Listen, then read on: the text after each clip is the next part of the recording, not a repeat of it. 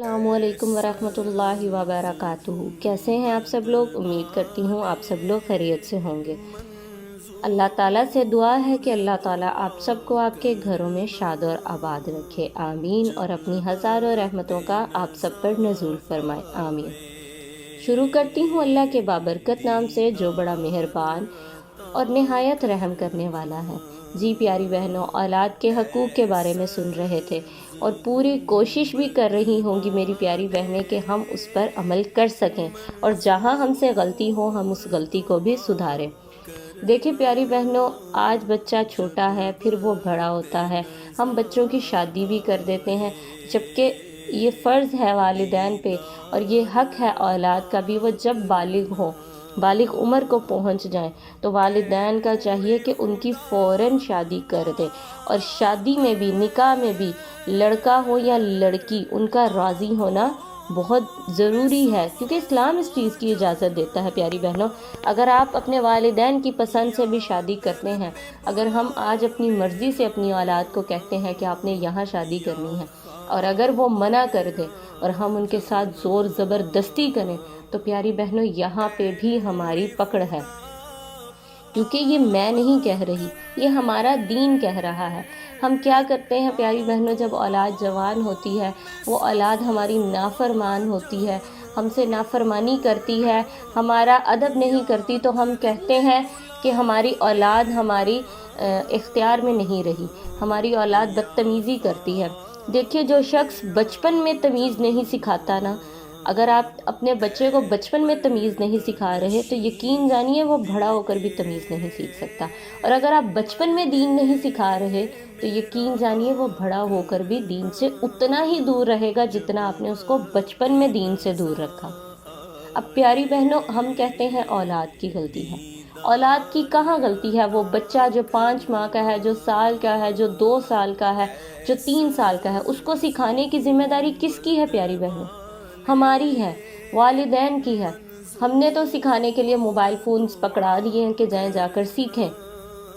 اور آج پیاری بہنوں یہ وہ دور ہے جس میں اگر آپ اپنے بچے کو موبائل پکڑاتے ہیں، آپ انہیں ٹیب دیتے ہیں، لیپ ٹاپس دیتے ہیں، تو پیاری بہنوں یہ وہ دور ہے کہ آپ کو ہر وقت اپنے بچے کی ہر حرکت پہ نظر رکھنی چاہیے۔ آج ہم اپنے بچے کو فری ہینڈ دے رہے ہیں ہر چیز میں، لیکن دین میں تو ان کو کچھ کہہ ہی نہیں رہے۔ بچہ 7 سال کا ہو گیا ہے، وہ نماز نہیں پڑھ رہا، آپ پیار سے اسے سمجھائیے۔ 10 سال کے بعد اگر آپ کا بچہ یہی چیزیں دہراتا رہے تو آپ کو سختی کرنے کا بھی حکم ہے، لیکن یہاں ہم پیاری بہنوں خود نماز نہیں پڑھ رہے، اور ہم اپنی اولاد سے بھی کیسے امید لگائیں؟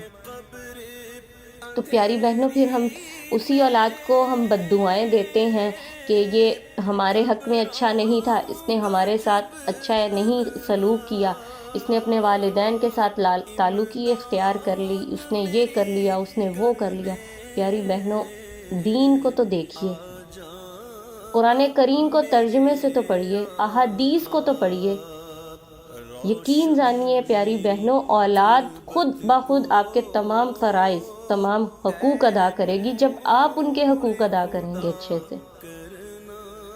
ہمارے نبی پاک صلی اللہ علیہ وآلہ وسلم کسی مسلمان کو بد دعا دینے سے بھی منع فرماتے ہیں، وہ کہتے ہیں کسی بھی مسلمان کو بد دعا نہ دو، کسی دشمن کو بھی نہ دو۔ تو ہم یہاں والدین کیا کرتے ہیں، ہم اپنی اولاد سے،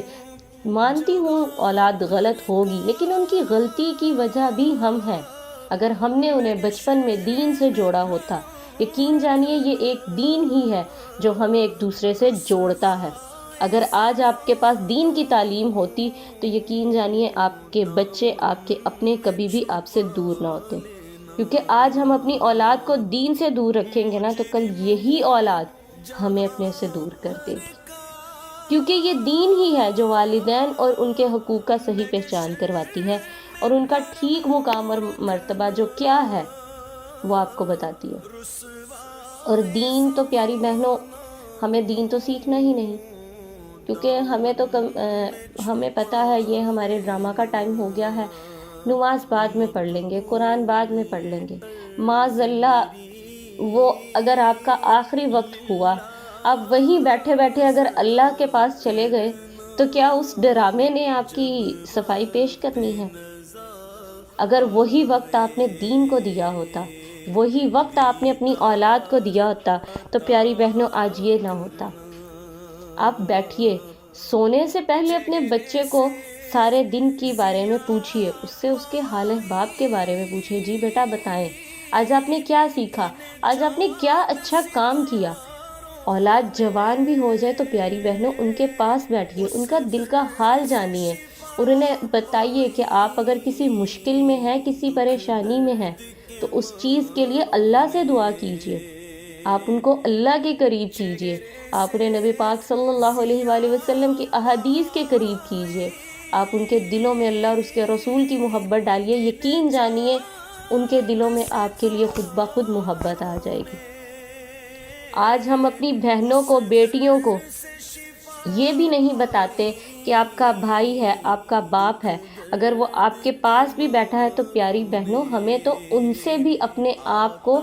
کور کر کے بیٹھنا چاہیے۔ لیکن آج کی بیٹی، آج کی ماں بہت ماڈرن ہے، نہ تو ہمیں اپنے بھائیوں سے پردہ ہے، نہ ہمیں باپ سے پردہ ہے، بے شک نہیں ہے، لیکن پیاری بہنوں کبھی دیکھیے ہمارے نبی کے ازواج کو، کبھی دیکھیے، کبھی سنیے ہمارے نبی کی بیٹیوں کو، جب وہ اپنے باپ کے پاس بھی بیٹھتی ہیں، وہ اپنے شوہروں کے پاس بھی بیٹھتی ہیں، وہ اپنے خاوند کے پاس بھی بیٹھتی تھیں، تو یقین جانیے وہ اپنے آپ کو ایک بڑی سی چادر میں لپیٹ کر بیٹھتی تھی۔ آج ہم نے تو دوپٹے اتار کر پھینک دیے۔ پیاری بہنوں روح نہیں کانپتی کہ ہماری بیٹی اپنے بھائی کے ساتھ، اپنے چچا کے ساتھ، اپنے تایا کے ساتھ کس طریقے سے بیٹھی ہے؟ اس کے سر پہ دوپٹہ ہی نہیں ہے، حیا کی چادر ہی ہم نے اپنی بیٹی کو نہیں دی، اور ہم امید کرتے ہیں کہ ہمارا بچہ ہمارا فرما بردار ہو۔ اپنے بیٹے کی نظروں میں ہم نے حیا نہیں ڈالی، ہم نے اپنے بیٹے کو ایک نماز کا نہیں بتایا، مسجد میں جانے کا نہیں بتایا، اس کو اس کے تمام حقوقوں کی ادائیگی کا نہیں بتایا، اور پھر ہم امید کرتے ہیں کہ ہمارا بیٹا اور بیٹی ہماری خدمت کریں۔